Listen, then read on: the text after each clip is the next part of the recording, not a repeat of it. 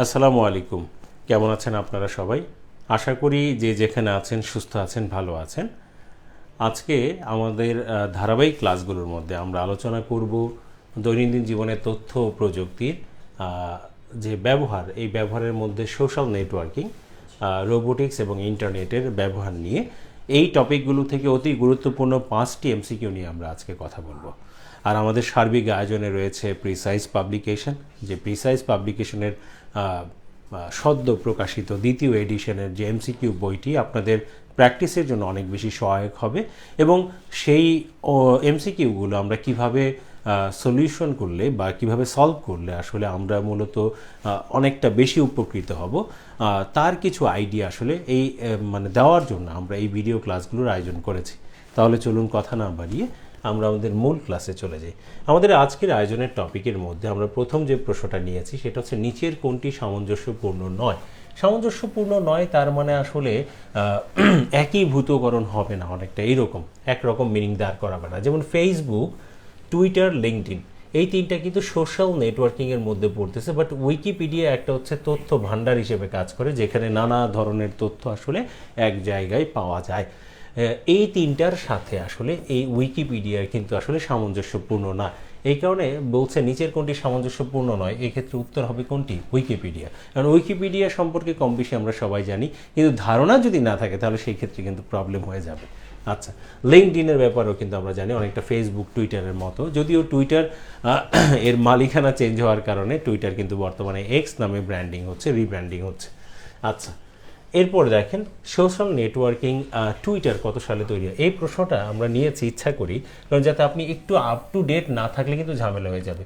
Twitter বর্তমানে যে নামে রিব্র্যান্ডিং হচ্ছে সেটা হচ্ছে এক্স নামে, যেটা এলন মাস্ক আসলে কিনে নিয়েছেন, এবং এটা টুইটার আসলে প্রতিষ্ঠা লাভ করেছে 2006 সালে। তাহলে দেখা গেছে যে সাম্প্রতিক সময়ে এই জিনিসটা যেহেতু পরিবর্তিত হয়েছে, তাহলে এক্স সম্পর্কে আমাদের কিছু তথ্য লাগবে, তার সিইও সম্পর্কে জানতে হবে, কত সালে থেকে মানে এটা হস্তান্তর হলো বা বিক্রি করে দেওয়া হলো এবং রিব্র্যান্ডিং শুরু হলো, এই বিষয়গুলো সম্পর্কে কিন্তু আমাদের ধারণা রাখতে হবে সাম্প্রতিক তথ্যের মধ্যে তথ্য প্রযুক্তির অংশ হিসেবে।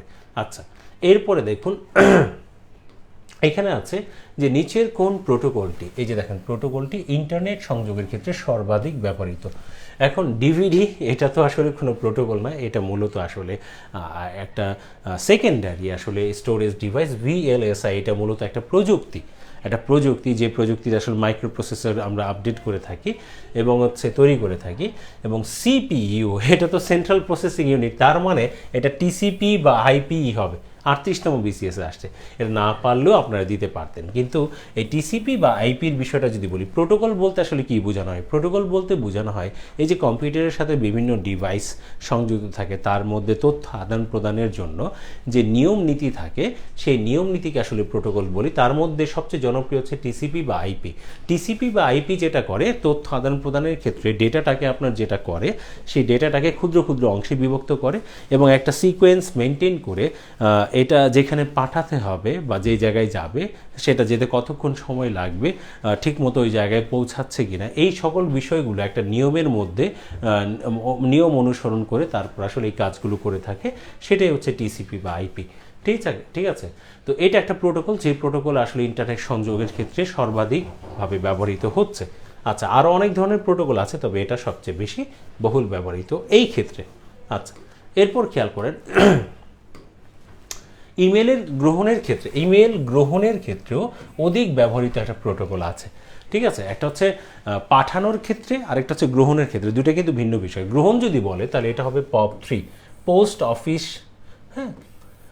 Protocol version 3, POP3 post office protocol version 3। ঠিক আছে, এটার মাধ্যমে আসলে যেটা হয়, সার্ভারে থাকা যে ইমেল সেটা ডাউনলোড করে আপনার কম্পিউটারে সংরক্ষণ করে রাখে। ঠিক আছে, এই প্রোটোকলটা। তো গ্রহণের ক্ষেত্রে আসলে এটা ব্যবহৃত হচ্ছে, পাঠানোর ক্ষেত্রে SMTP। ঠিক আছে, তো আমরা এটা মনে, আর HTML তো ওয়েব পেজ লেখার যে স্ট্রাকচার, ঠিক আছে, কিভাবে ওয়েব পেজ গঠন হবে সেটা লেখার যে ল্যাঙ্গুয়েজ, সেই ল্যাঙ্গুয়েজ সেটা হচ্ছে HTML। আচ্ছা, তাহলে এটা তো অপশন হওয়ার চান্স নেই, এটা হচ্ছে সেন্ড করার ক্ষেত্রে, আর গ্রহণের ক্ষেত্রে হচ্ছে এটা। কেমন? আচ্ছা, পরবর্তী প্রশ্নটা যদি আমরা একটু দেখি, most world web page content commands, যে ল্যাঙ্গুয়েজে কমান্ড দেওয়া হয় NIH না, URL না, এটা তো ঠিক না, IRC না, HTML। HTML যে ল্যাঙ্গুয়েজটা, সেই ল্যাঙ্গুয়েজে আসলে কমান্ডসটা দেওয়া হয়, কারণ এটা ব্রাউজারদের জন্য সবচেয়ে বেশি উপযোগী। ওয়েব পেজ আসলে ওয়েব পেজ গঠনের জন্য মূলত এইটা তৈরি করা হয়েছে, ঠিক আছে।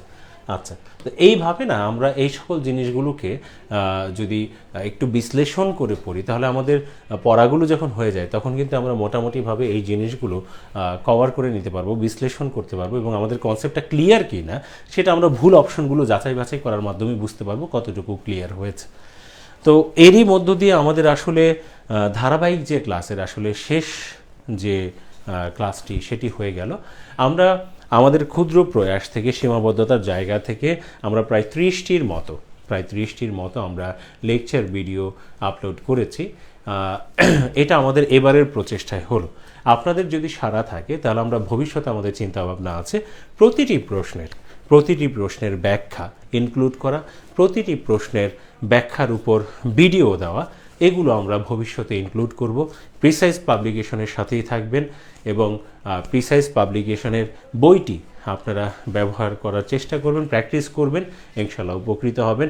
এবং ভুল ত্রুটির ঊর্ধ্বে কোনো কিছুই না, কিছু ভুল থাকতেই পারে। একটা জিনিস আসলে একদিনে পরিপূর্ণতা পায় না, তো একেবারে নির্ভুল সেটা তো আসলে দাবি করা যাবে না, তবে নির্ভুলতার দিকে যাচ্ছে।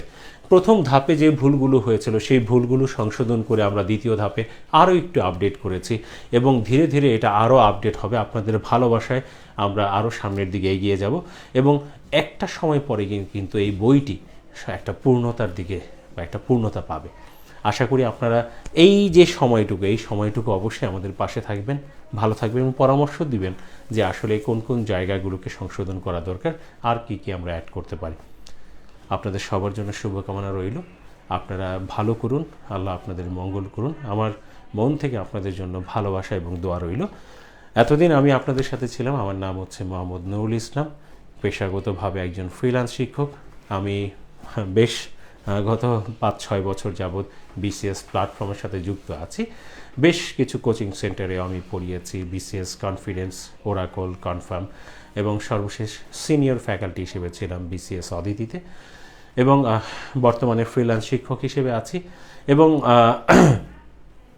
প্রিসাইজ পাবলিকেশনের যে কর্ণধার দীপ্ত, তার মাধ্যমে তার সাথে আমি এবার সংযুক্ত হয়েছি এবারের এডিশনে। আশা করি আপনাদের ভালো লাগবে। আমাদের ভুল ত্রুটিগুলো যে জায়গায় থাকে আপনারা ধরিয়ে দিবেন, বা কনফিউশন থাকলে আমাদেরকে প্রশ্ন করবেন। আমরা চেষ্টা করব সেই জায়গাগুলোকে সংশোধন করে পরিপূর্ণতার দিকে যাওয়া। ভালো থাকবেন আপনারা সবাই। আপনাদের সবার জন্য শুভকামনা রইল। আসসালামু আলাইকুম।